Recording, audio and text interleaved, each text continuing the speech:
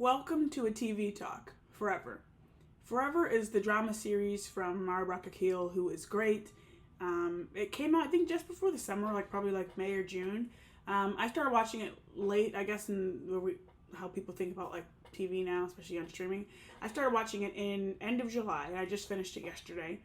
I wasn't sure if I was gonna watch it because not that I wasn't interested in it, but just I have like a lot of other things I'm watching and other things going on. But I began watching it. My sister had watched it. She recommended I watch it, so I watched the first couple episodes with her. Like she watched me watch them essentially, and right away from she probably would attest to this as well. Right away from watching it, I was like one of those shows where I was like, I'm a very kind of reactive person, anyways. Like when I watch something and I feel something, like I will, especially if it's like a TV show and you're at home, like I'll speak out about it. And I'm like, what is she doing? What is he doing? And there's a lot of that because the show centers around two teenagers who are falling in love in this relationship. They're like junior seniors in high school, about to go off to college. They met when they were like children, and they like reunite on New Year's Eve at a party, and it goes from there. The first season is covering basically like a whole year and a half span of time as in their relationship, kind of this on again, off again, ebbs and flows, and teenage relationships, which we've been teenagers before. We know about the I would complain a lot of the times about these characters and be like, the thought process, the critical thinking is not switched on. What's going on with these kids? But then I might kind of remember, okay, they're 17 years old, they're 16, 17, 18 years old. They're not, obviously the frontal lobe is not developed.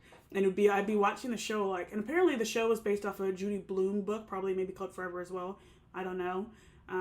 But it's obviously like a little bit of a twist that Mara Akil made with the series. It's already greenlit for season 2. Like I said, it's on Netflix. And I actually really quite enjoyed the show, I would say. But it is one of those shows I feel like for someone watching as like a person who's not a teenager. I can imagine maybe what it's like for someone who's a teenager watching this, but for someone who's not a teenager watching some of these decisions that these people were making, it's like, why are you constantly just blocking each other on Instagram and on your phone numbers? Why don't you just speak to each other? But obviously when you're 17 years old and you're upset, you kind of just block and you just forget about it. Don't speak for moms. I'm going to track you down in Martha's Vineyard, and there's just all types of madness. But it was a good series. The two actors starring in it are Lovey Simon and then Michael Cooper Jr. were playing Keisha Clark and Justin Edwards. There's also the little Randall from This Is Us is in it. He's like Justin's best friend in the film. Wood Harris is the father. Karen Pittman, who's great, is the mother to Justin. So there's some great people in there.